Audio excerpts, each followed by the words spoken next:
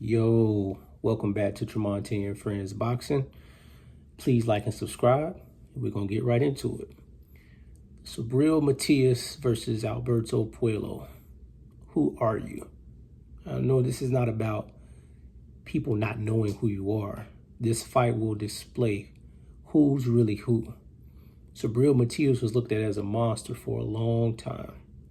Even though he already had a loss, he was still looked at as a very rough, aggressive, almost overly aggressive fighter who doesn't take steps back. And Liam Paro kind of quelled that momentum. So I had people looking at him a little differently. I can admit, even myself. And then Puello got a split decision against a very game Gary Antoine Russell. This is Gary Russell's younger brother. And then he got a split decision against Sandor Martin. And that set up this fight. I'm going to just get right to it. I think Puello definitely deserved those wins by split decision, but I think he's running up against a freight train in Matias who may have a lot to prove. And I have Matias by stoppage. This is a 140-pound division. I usually don't like covering divisions a lot in weight classes that fighters are fighting in because you guys are smart. You guys know what weight class they're fighting in. I don't want to waste time talking about the belts they're fighting for, the belts that are on the line, all this stuff. I'm just talking about the fight.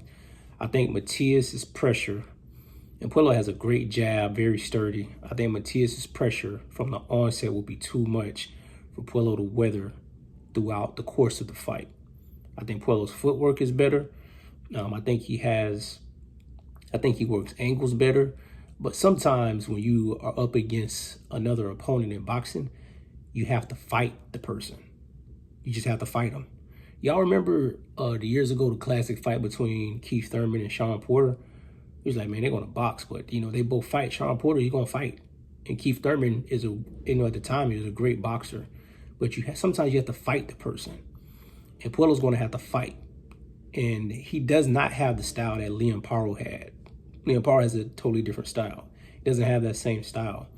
I think Puello and Matias are about the same height, like 5'9", 5'10", around there. But Matias is, when you're motivated, it's going to be tough for Puello to just fight him off and keep him off for 12 rounds. Even Gary Antoine Russell was still on him, even though Puello won a split decision. But my pick is Matias just by sheer grit and sheer heart. Could Matias lose? Anything's possible in the boxing ring.